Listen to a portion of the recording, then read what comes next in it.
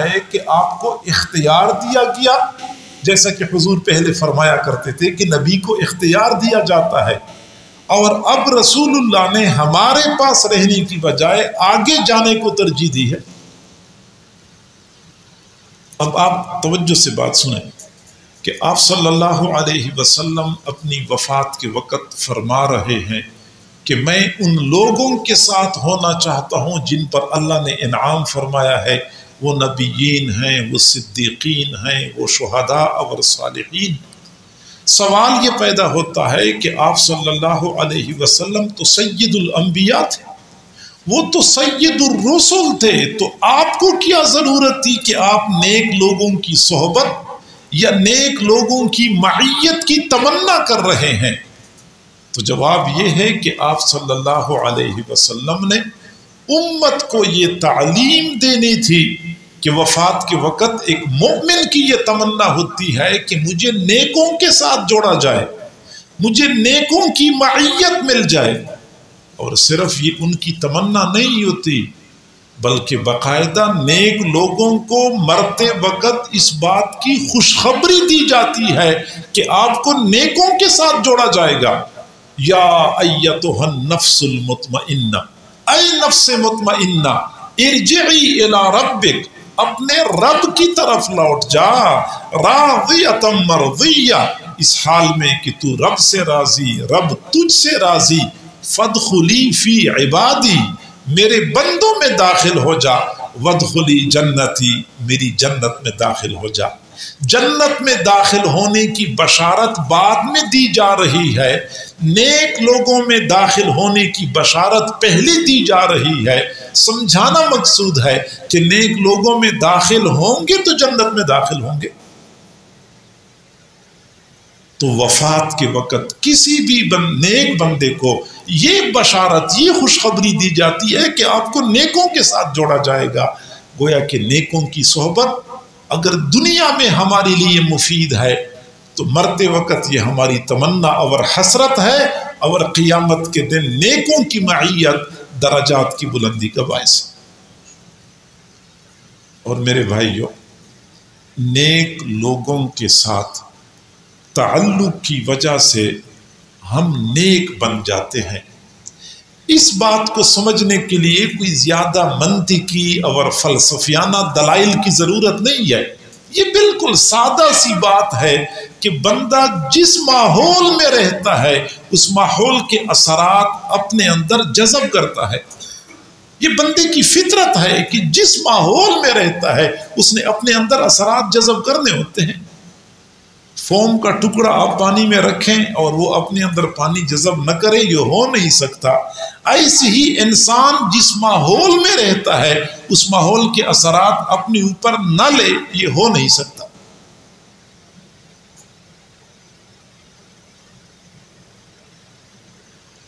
انسان اگر دوسرے انسان کے پاس رہتا ہے، اس کے اچھے یا برے اثرات بندے پر پڑتے ہی ہیں۔ میں کہتا ہوں کہ انسان جن جانوروں کے ساتھ زندگی گزارتا ہے، ان جانوروں کی اچھی یا بری خصلتیں بندے پر اثر انداز ہوتی ہیں۔ صحیح بخاری شریف کی روایت ہے، حضور صلی اللہ علیہ وسلم نے فرمایا، الا ان الفخر والخیلاء فی اصحاب الخیل والابل، سنو، فخر، تکبر گھوڑے پالنے والوں میں ہوتا ہے، اونٹ پالنے والوں میں ہوتا ہے، والسکینۃ والوقار فی اہل الغنم، مسکنت اور عاجزی بھیڑ بکریاں پالنے والوں میں ہوتی ہے۔ جو لوگ گھوڑے پالتے ہیں، اونٹ پالتے ہیں، ان میں تکبر ہوتا ہے۔ جو لوگ بھیڑ بکریاں پالتے ہیں ان میں عاجزی ہوتی ہے۔ گھوڑے میں تکبر، گھوڑے پالنے والے میں تکبر، بھیڑ بکریوں میں عاجزی۔ تو بھیڑ بکریاں پالنے والوں میں بھی عاجزی ہوتی ہے۔ معلوم ہوتا ہے کہ جانوروں کی جو صفات ہیں یا جانوروں کی جو خصلتیں ہیں یہ بھی بندے پر اثر انداز ہوتی ہیں۔ اگر جانوروں کی خصلتیں بندے پر اثر انداز ہوتی ہیں تو انسان کی خصلتیں انسان پر اثر انداز کیوں نہیں ہوتی؟ آپ تجربہ کر لیں، ایک پریشان حال بندے کے پاس آپ جا کے بیٹھ جائیں، وہ کسی وجہ سے پریشان ہے، مغموم ہے، وہ بولے گا نہیں، ویسے وہ بیٹھا ہو، اور آپ پاس بیٹھ جائیں، تھوڑی دیر بعد آپ بھی اپنے آپ کو غمگین اور پریشان محسوس کریں گے۔ کسی ایسے بندے کے پاس بیٹھ جائیں جو پرسکون ہوتا ہے، تھوڑی دیر بیٹھنے کے بعد آپ بھی اپنے آپ کو پرسکون محسوس کریں گے۔ یہ اللہ والوں کے پاس لوگ بیٹھ جاتے ہیں اور تھوڑی دیر بعد کہتے ہیں سارے غم بندہ بھول جاتا ہے، سکون اور اطمینان ملتا ہے۔ یہ کیسے ملتا ہے؟ اس لیے کہ اللہ کے والوں کے دلوں میں سکون ہوتا ہے۔ جو بندہ ان کے پاس بیٹھتا ہے تو وہی اثرات ان پر پڑتے ہیں اور یہ بندہ پرسکون ہو جاتا ہے۔ اور میں اگلی بات عرض کروں کہ جانور تو پھر بھی جاندار ہوتے ہیں، ہم جن بے جان چیزوں کے ساتھ زندگی گزارتے ہیں ان بے جان چیزوں کی بھی ہم پر اثرات پڑتے ہیں۔ جس صف چٹائی پر ہم بیٹھتے ہیں اس کا ہم پہ اثر پڑتا ہے، جن در و دیوار کے درمیان ہم رہتے ہیں ان کا ہم پہ اثر پڑتا ہے، جو لباس ہم پہنتے ہیں اس لباس کا ہم پہ اثر پڑتا ہے، جن برتنوں میں ہم کھاتے پیتے ہیں ان برتنوں کا ہم پہ اثر ہوتا ہے۔ مسلم شریف کی روایت ہے، حضور صلی اللہ علیہ وسلم نے منع کر دیا کہ تم درندوں کی کھال کا بنا ہوا لباس نہ پہنو۔ اب درندے کی کھال کا بنا ہوا لباس پہننے سے کیوں منع کیا؟ اس لیے کہ جب بندہ درندے کی کھال کا بنا ہوا لباس پہنتا ہے طبیعت میں درندگی پیدا ہوتی ہے۔ مردوں کے لیے ریشم پہننا شریعت میں ممنوع ہے، اس لیے کہ ریشم میں نزاکت ہوتی ہے، اور مرد کے لیے نسوانی نزاکت ناپسندیدہ ہے۔ مرد تو بڑا جفاکش ہوتا ہے، بہت ہمت والا ہوتا ہے، یہ عورتوں کی طرح نزاکت مردوں میں ناپسندیدہ ہے۔ معلوم ہوتا ہے کہ ہم جو لباس پہنتے ہیں اس کا ہم پہ اثر ہوتا ہے، جس صف چٹائی پر ہم بیٹھتے ہیں اس کا ہم پہ اثر ہوتا ہے۔ حضور صلی اللہ علیہ وسلم نے منع کر دیا کہ درندے کی کھال کو بچھا کر اس پر تم نہ بیٹھا کرو۔ وجہ کیا ہے کہ اس طرح بندے میں درندگی پیدا ہوتی ہے۔ لباس کا اثر، جن برتنوں میں ہم کھاتے پیتے ہیں ان برتنوں کا ہم پہ اثر ہوتا ہے۔ مردوں کو منع کر دیا، مسلمانوں کو منع کر دیا گیا سونے اور چاندی کے برتنوں میں کھانا نہ کھاؤ۔ پسندیدہ برتن مٹی کے برتن ہیں، ان میں کھانا کھایا جائے۔ کسی بندے نے بہت اچھا تجزیہ کیا ہے، وہ کہتا ہے کہ پہلے ہم مٹی کے برتنوں میں کھانا کھاتے تھے، طبیعت میں عاجزی تھی، مٹی میں عاجزی، طبیعت میں عاجزی۔ پھر ہم نے سٹین لیس اسٹیل کے برتنوں میں کھانا شروع کر دیا، ان میں سختی، طبیعت میں سختی آ گئی۔ پھر ہم نے شیشے کے برتنوں میں کھانا شروع کر دیا، شیشے میں نزاکت ہوتی ہے، ہماری طبیعت میں نزاکت، بات بات پہ روٹ جانا، ناراض ہو جانا، اور یہ چھوٹی چھوٹی باتوں پہ تعلقات ختم کر دینا، نزاکت آ گئی۔ پھر ہم نے ڈسپوزیبل برتن استعمال کرنے شروع کر دی، اور ڈسپوزیبل برتنوں کا اصول یہ ہوتا ہے کہ استعمال کرو اور پھینک دو، استعمال کرو اور پھینک دو۔ ہمارے معاشرے میں مجموعی طور پہ یہ حالت بن چکی ہے، تعلقات میں، رشتہ داری میں، دوستی میں، استعمال کرو اور پھینک دو۔ استعمال، چونکہ روزانہ ہم 3 مرتبہ 4 مرتبہ یہی کام کرتے ہیں، استعمال کرو اور پھینک دو، برتن استعمال کرو اور پھینک دو۔ ہمارا مزاج ایسا بنا ہوا ہے کہ دوست کو استعمال کرو پھر چھوڑ دو، رشتہ دار سے اپنا مقصد پورا کرو پھر چھوڑ دو، تعلق والوں سے اپنے مفادات حاصل کر لو پھر چھوڑ دو۔ پورے معاشرے کے اندر ہمیں یہی نظر آتا ہے۔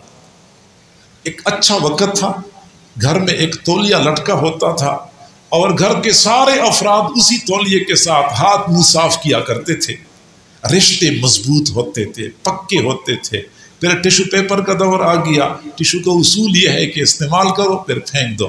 وہی اصول ہمارے اذہان و قلوب میں آ چکا ہے، تمام تر تعلقات میں، تمام تر رشتوں میں ہمیں یہی اصول کار فرما نظر آتا ہے۔ تو میرے کہنے کا مقصد یہ ہے کہ انسان کی یہ فطرت ہے کہ جن لوگوں کے درمیان رہتا ہے ان لوگوں کی اچھی یا بری خصلتیں اپنے اندر جذب کرتا ہے۔ یہاں تک کہ جانوروں کی خصلتیں اس پر اثر انداز ہوتی ہیں، بلکہ بے جان چیزوں کی بھی صفات اس بندے کے اندر منعکس ہو جاتی ہیں، تو انسان یہ اثرات قبول کرتا ہے۔ اس لیے کہا جاتا ہے کہ نیک لوگوں کے ساتھ اٹھنا بیٹھنا کرے، نیک لوگوں کے اثرات اپنے اوپر پڑیں گے، نیکی تقویٰ پرہیزگاری والی صفت پیدا ہو جائے گی۔ حضرت مولانا مفتی محمد شفیع صاحب رحمہ اللہ فرماتے ہیں کہ میں اپنے شیخ و مرشد حضرت مولانا اشرف علی تھانوی رحمۃ اللہ علیہ کی خدمت میں حاضر ہوا۔ میں نے عرض کیا کہ حضرت یہ شاعر لوگ کئی مرتبہ اپنا نقطہ نظر بیان کرتے ہیں تو بہت مبالغے سے کام لیتے ہیں۔ پوچھا وہ کیسے مفتی صاحب؟ میں نے کہا آپ دیکھیں مولانا روم رحمۃ اللہ علیہ نے ایک شعر پڑھا ہے اور بڑا مبالغہ کیا ہے۔ وہ فرماتے ہیں یک زمانہ صحبت با اولیاء، یک زمانہ صحبت با اولیاء بہتر از 100 سال طاعت بیریا۔ اللہ والوں کی صحبت میں ایک لمحے کے لیے بیٹھنا 100 سال کی بیریا عبادت سے بہتر ہے۔ اب حضرت اتنا مبالغہ، ادھر ایک لمحے کا بیٹھنا ہے، دوسری طرف عبادت 100 سال کی، اور وہ بھی ریا سے خالی۔ مجھے یہ بات سمجھ نہیں آتی۔ فرمایا کہ مفتی صاحب اگر آپ مجھے اجازت دیں تو میں اس شعر میں تھوڑی سی تبدیلی کر لوں، ترمیم کر لوں۔ میں نے کہا حضرت آپ کر لیں۔ تو فرمایا میں تو کہتا ہوں کہ یہ شعر یوں ہونا چاہیے، یک زمانہ صحبت با اولیاء بہتر از 100 سال طاعت بیریا۔ اللہ والوں کی صحبت میں ایک لمحے کے لیے بیٹھنا 1,00,000 سال کی بیریا عبادت سے بہتر ہے۔ میں نے کہا حضرت مجھے 100 سالوں کی بات سمجھ نہیں آ رہی تھی اور آپ 1,00,000 سال کی بات ارشاد فرما رہے ہیں۔ تو حضرت نے فرمایا کہ مفتی صاحب کوئی 100 سال عبادت کرے، کوئی 1000 سال عبادت کرے، کوئی 1,00,000 سال عبادت کرے، عبادت کی وجہ سے بندے کو وہ بلند مرتبہ نہیں مل سکتا جو ایک لمحے کی صحبت کی بدولت بندے کو نصیب ہو جاتا ہے۔ ایک لمحے کی صحبت سے بندے کو وہ بلند مقام نصیب ہوتا ہے جو سال ہا سال کی عبادت سے بندے کو نصیب نہیں ہوتا، اور اس کی تائید صحیح بخاری شریف کی روایت سے ہے۔ حضور صلی اللہ علیہ وسلم میدان جہاد میں تھے، ایک بندہ بھاگتا ہوا آیا اور کہنے لگا کہ او قاتلو او اسلم، اللہ کے نبی میں ابھی فوری قتال شروع کر دوں یا پہلے مسلمان ہو جاؤں؟ حضور نے فرمایا کہ اسلم ثم قاتل، پہلے کلمہ پڑھ دو، مسلمان ہو جاؤ، پھر قتال شروع کرو۔ اسی وقت اس بندے نے کلمہ پڑھا، مسلمان ہو گئے، پھر قتال شروع کیا، اور تھوڑی دیر بعد آپ صلی اللہ علیہ وسلم کو بتایا گیا کہ جس بندے نے ابھی کلمہ پڑھا وہ ابھی شہید ہو گیا۔ جب آپ صلی اللہ علیہ وسلم کو معلوم ہوا تو آپ نے فرمایا عمل قلیلا و اجر کثیرا، اس بندے نے عمل تو بہت تھوڑا کیا لیکن اس کو اجر بہت زیادہ مل گیا۔ اب توجہ کریں، یہ وہ صحابی ہیں جنہوں نے اپنی زندگی میں ایک نماز بھی نہیں پڑھی، ایک روزہ نہیں رکھا، ایک حج بھی نہیں کیا، لیکن میرا یہ عقیدہ ہے کہ پوری دنیا کے نمازی، روزے دار اور حاجیوں کو اکٹھا کیا جائے اس ایک صحابی کے مرتبے کو نہیں پہنچ سکتے۔ وجہ کیا ہے؟ وجہ یہ نہیں ہے کہ انہوں نے نمازیں زیادہ پڑھی تھی، عبادات زیادہ کی تھی، تلاوت زیادہ کی تھی، ان کو ایک لمحے کی صحبت ملی تھی، ایک لمحے کی صحبت نے ان کو ان مقامات تک پہنچایا کہ سال ہا سال کی عبادت کی بدولت بندہ نہیں پہنچ سکتا۔ یہ صحبت کا اثر ہوتا ہے، صحبت کی برکات ہوتی ہیں۔ ہمارے حضرت تھانوی رحمۃ اللہ علیہ کے ایک خلیفہ تھے، حضرت مولانا عبد الغنی پھولپوری رحمۃ اللہ علیہ۔ اکثر وہ اپنے مریدین کو فرمایا کرتے تھے بھائی تم لوگ نیک لوگوں کی صحبت اختیار کر لو، نیکوں کے ساتھ اٹھنا بیٹھنا کرو۔ تو ایک مرتبہ ایک آدمی نے کہا کہ آپ اتنے فضائل سناتے ہیں نیکوں کی صحبت کے، کیا واقعی اس میں اتنا فائدہ ہوتا ہے؟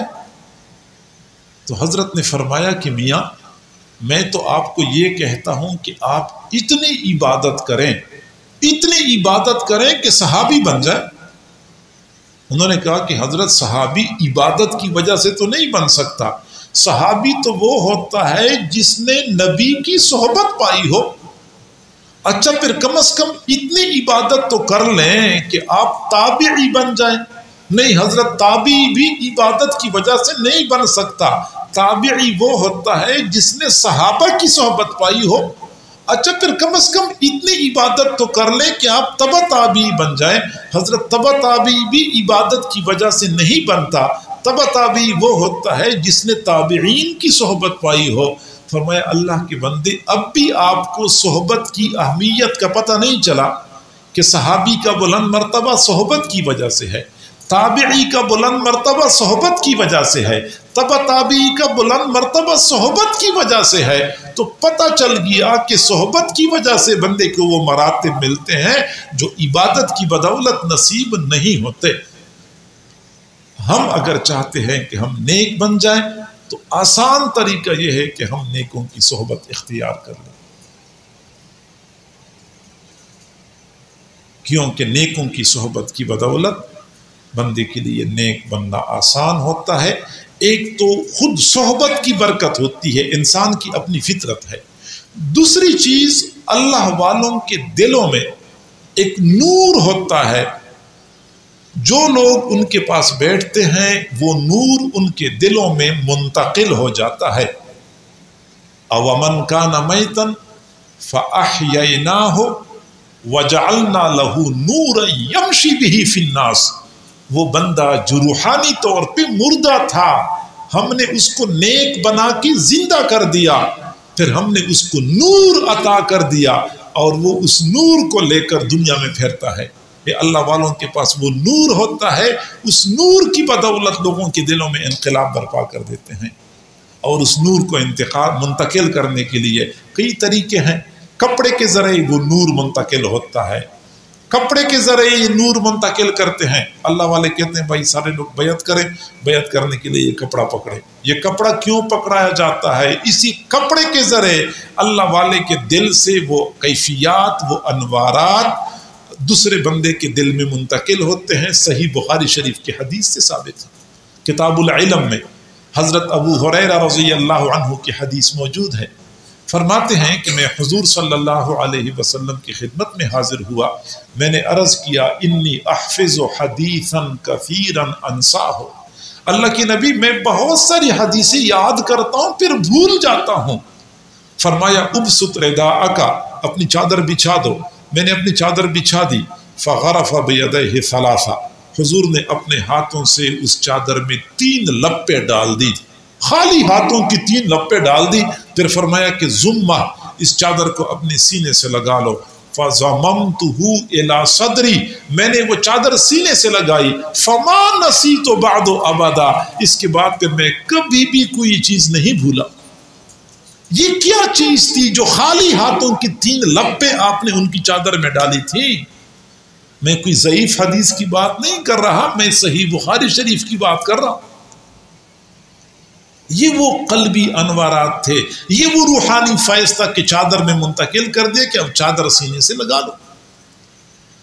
قریب کے زمانے میں حضرت مولانا عرض محمد صاحب ہوتے تھے بلوچستان کے، یہ حضرت حافظ حسین احمد صاحب کے والد گرامی ہیں، فوت ہو گئے ہیں۔ وہ فرما رہے تھے کہ میں دارالعلوم دیوبند میں پڑھتا تھا، تو دور حدیث کا طالب علم تھا، ہمارا آخری سال تھا، تو میں نے ایک عجیب خواب دیکھا۔ خواب یوں دیکھا کہ ہمارے مدرسے میں کچھ طلباء تھے جو گھوڑوں پر سوار تھے اور گھوڑے ہوا میں اڑ رہے تھے۔ اب میں زمین پہ کھڑا ہوں، میں دیکھ رہا ہوں کہ یہ لوگ گھوڑوں پہ سوار ہوا میں اڑ رہے ہیں۔ میں نے کہا کہ اگر یہ لوگ یہاں دورہ حدیث پڑھ رہے ہیں تو میں بھی دورہ حدیث پڑھ رہا ہوں، اگر یہ حضرت مدنی کے شاگرد ہیں تو میں بھی تو حضرت مدنی کا شاگرد ہوں۔ یہ لوگ ہوا میں اڑ رہے ہیں، گھوڑوں پہ سوار، میں زمین پہ کھڑا ہوں، کیا وجہ؟ پھر فرماتے ہیں کہ جب میں یہ سوچ رہا تھا تو اوپر سے ایک آواز آئی کہ یہ پڑھنے کی وجہ سے نہیں ہے، یہ پڑھنے کی وجہ سے نہیں ہے۔ خیر میں صبح اٹھ گیا تو میں سوچ رہا تھا کہ اگر پڑھنے کی وجہ سے نہیں ہے تو وہ کون سی وجہ ہے کہ وہ لوگ ہوا میں اڑ رہے تھے گھوڑوں پہ سوار، میں زمین پہ کھڑا تھا۔ پھر مجھے خیال آیا کہ جن جن طلباء کو میں نے گھوڑوں پہ سوار دیکھا تھا یہ وہ طلباء تھے جو ایک طرف تو حضرت مدنی رحمت اللہ علیہ سے حدیث پڑھتے ہیں، دوسری طرف ان کا حضرت مدنی رحمت اللہ علیہ کے ساتھ اصلاح کا تعلق بھی ہے، ان کے ہاتھ پہ بیعت کی ہوئی ہے۔ تو میں سمجھ گیا کہ اچھا جب پڑھنے کی وجہ سے نہیں ہے تو یہ دوسری وجہ ہوگی، تو میرے دل میں شوق پیدا ہو گیا کہ میں بھی حضرت سے بیعت کر لوں۔ حضرت سبق میں تشریف لائے، میں نے کہا استاد جی میں نے بیعت کرنی ہے۔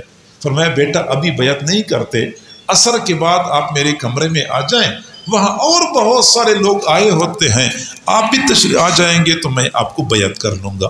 فرماتے ہیں کہ عصر کی نماز کے بعد جب میں حضرت کے کمرے میں گیا، کمرہ لوگوں سے بھرا ہوا تھا، جگہ نہیں تھی، مجھے ایک کونے میں جگہ مل گئی، میں چپکے سے بیٹھ گیا۔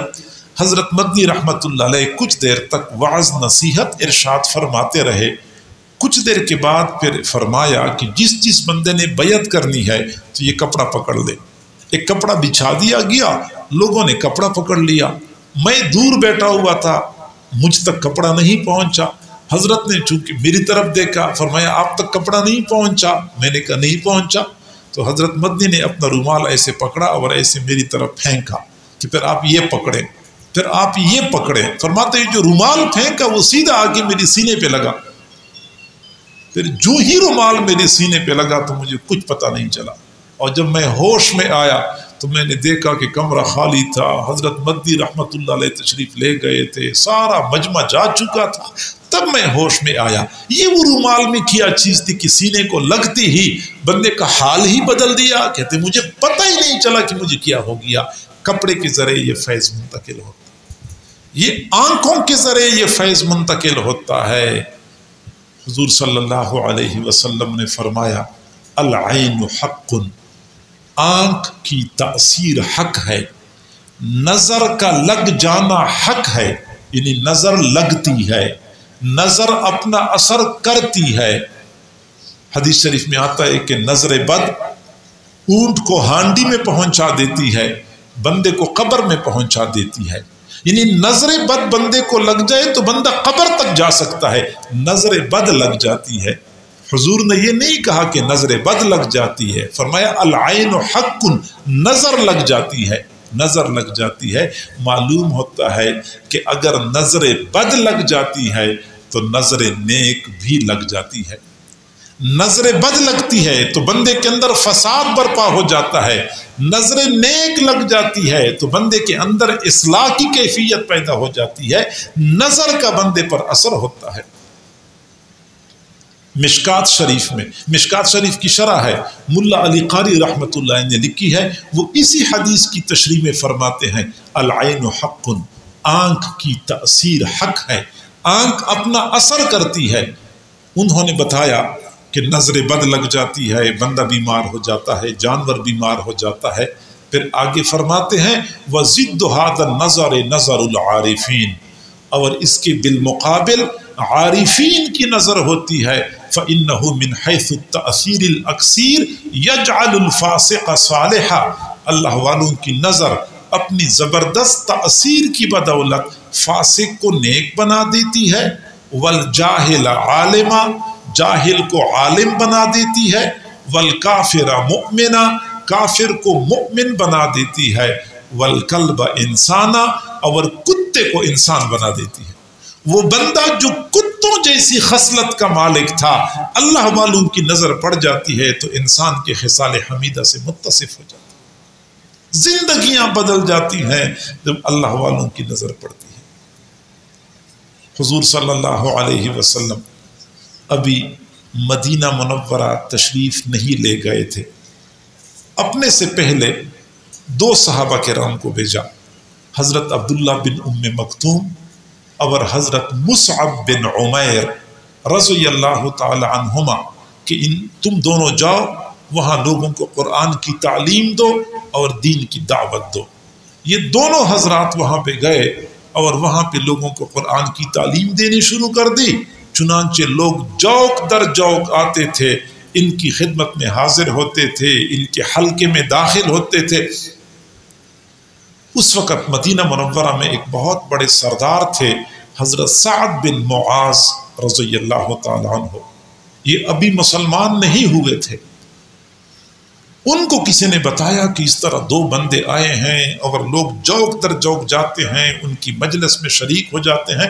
ان کو بڑا غصہ آیا کہ ہمارے ہوتے ہوئے یہ کون لوگ آئے ہیں جو اپنا اثر رسوخ بڑھا رہے ہیں اور لوگوں کو اپنے ساتھ ملا رہے ہیں۔ غصہ آیا تو اپنے چچا زاد بھائی حضرت اسید بن حضیر رضی اللہ عنہ کو بھیجا کہ جاؤ پتہ کر لو یہ کون لوگ آئے ہوئے ہیں۔ حضرت اسید بن حضیر بھی ابھی مسلمان نہیں ہو چکے تھے، وہاں چلے گئے، حضرت مصعب بن عمیر کے پاس بیٹھ گئے۔ تھوڑی دیر کے بیٹھنے کے بعد ان کے دل میں انقلاب آ گیا، فوراً کہا کہ مجھے کلمہ پڑھا دیجئے۔ حضرت مصعب بن عمیر نے کلمہ پڑھایا، مسلمان ہو گئے۔ مسلمان ہو کے واپس جا رہے تھے، حضرت سعد بن معاذ انتظار کر رہے تھے کہ وہ آئیں گے تو کیا خبر لے کے آئیں گے۔ حضرت اسید بن حضیر کو دور سے آتے ہوئے دیکھ لیا، دیکھتے ہی فرمایا کہ واللہ لقد جاءکم اسید بغیر وجہہ الذی ذہب بہ منکم، قسم ہے خدا کی اسید جو چہرہ لے کے گئے تھے اسی چہرے کے ساتھ واپس نہیں آ رہے، چہرہ بدل چکا ہے۔ دل میں تبدیلی آ جاتی ہے، چہرہ بدل جاتا ہے جب اللہ والوں کی نظر بندے پر پڑتی ہے۔ ہم اگر چاہتے ہیں کہ ہم نیک بن جائیں، اس کے لیے آسان طریقہ یہ ہے کہ ہم اللہ والوں کی صحبت اختیار کر لیں، نیک لوگوں کے ساتھ اٹھنا بیٹھنا کریں، غیر شعوری طور پہ ہم نیک بن جائیں گے۔ اور اللہ والوں کے ساتھ تعلق جوڑنے کے لیے آسان طریقہ یہ ہے کہ ان کے ہاتھ پہ بیعت کی جائے۔ بیعت ہمارے لیے ایک اجنبی معاملہ ہے، ہم سمجھتے ہیں کہ شاید یہ دین کا حصہ نہیں ہے، حالانکہ صحیح بخاری شریف اور مسلم شریف کی روایت ہے، حضرت عبادہ بن صامت رضی اللہ تعالیٰ عنہ فرماتے ہیں ہم حضور صلی اللہ علیہ وسلم کے پاس بیٹھے ہوئے تھے، آپ نے فرمایا بایعونی، تم میری بیعت کر لو اس بات پہ کہ تم چوری نہیں کرو گے، زنا نہیں کرو گے، تو بہتان نہیں باندھو گے، شرک نہیں کرو گے۔ فرمایا کہ ہم نے ان کی بیعت کر لی، تو حضور نے باقاعدہ صحابہ کرام کو بیعت کیا تھا۔ اسی طریقے سے قرآن مجید میں سورۃ الممتحنہ میں اللہ تعالیٰ نے اپنے محبوب صلی اللہ علیہ وسلم کو فرمایا کہ جب آپ کے پاس خواتین آتی ہیں بیعت کرنے کے لیے، اذا جاءک المؤمنات یبایعنک علی الا یشرکن باللہ ولا یسرقن ولا یزنین ولا یقتلن اولادہن ولا یأتین ببہتان یفترینہ بین ایدیہن وارجلہن ولا یعصینک فی معروف۔ پھر آگے فرمایا کہ فبایعہن، جب خواتین بیعت کرنا چاہتی ہیں تو آپ ان کو بیعت کر لیا کریں۔ تو بیعت باقاعدہ قرآن مجید سے بھی ثابت ہے، احادیث مبارکہ سے ثابت ہے۔ لہٰذا ہمیں چاہیے کہ اگر ابھی تک ہم کسی کے ہاتھ پہ بیعت نہیں کر سکے، کسی اللہ والے کے ہاتھ پہ بیعت کر لیں، پھر ان کی مجلس میں بیٹھیں، اٹھنا بیٹھنا کریں، ان کے ساتھ تعلق جوڑیں۔ یقین کریں، میں سالوں کی بات نہیں کرتا، میں مہینے کی بات کرتا ہوں، ایک مہینے کے اندر اندر آپ اپنی زندگی میں تبدیلی محسوس کریں گے۔ اللہ تعالی ہم سب کو سمجھنے اور عمل کرنے کی توفیق عطا فرمائے۔ وآخر دعوانا ان الحمد للہ رب العالمین۔